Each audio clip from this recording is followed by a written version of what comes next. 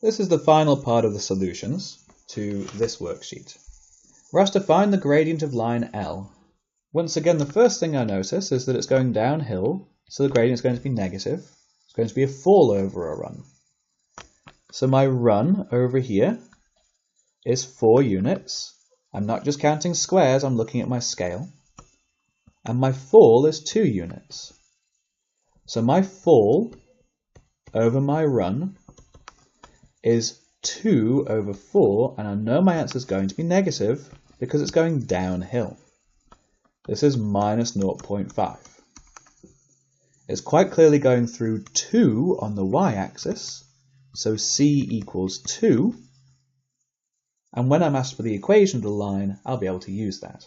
So first of all, the gradient is minus 0.5. And the equation of the line in mx plus c, this is the gradient, that's the y-intercept.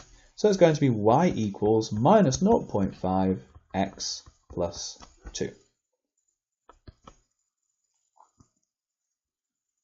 The line M is parallel to the line L. That means it's going to have the same gradient.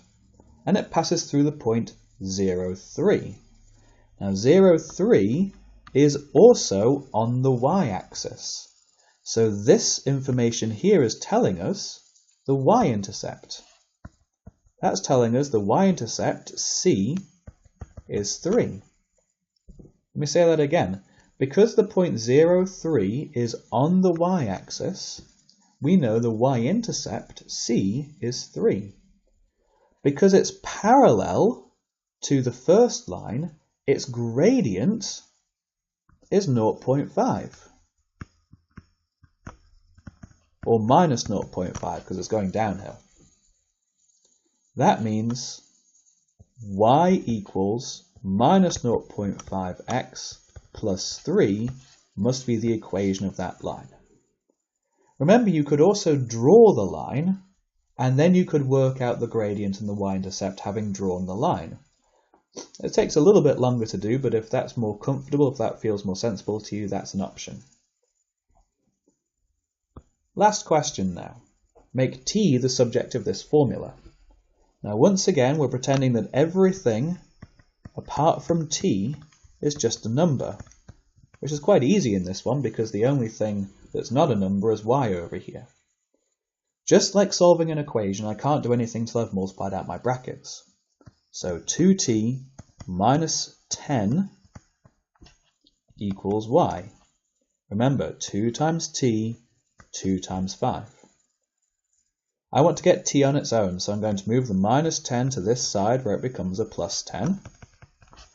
2t equals y plus 10. I'm going to divide both sides by 2 to get rid of the times by 2 over here, and that's my formula rearranged. Remember, this is just like being lazy while you're trying to solve an equation. If I was solving 2 brackets t minus 5 equals 8, I would start off the same way by multiplying out my brackets, and I would carry on the same way by moving the 10 to this side. But what I'm going to do here is be lazy. I'm not going to bother doing 8 plus 10. Over here, I can't do y plus 10. Now I have to divide by 2 on both sides. If I'm lazy and don't bother adding and don't bother dividing, that's what my answer would look like. That's what the rearranged formula looks like. I can't add and I can't divide because I don't know what this is. But over here I could. That's the difference between rearranging a formula and solving an equation. The answer there will be 9. So remember, rearranging a formula is just like solving an equation, but you're being lazy and you're not doing the adding and subtracting and multiplying and dividing with those letters.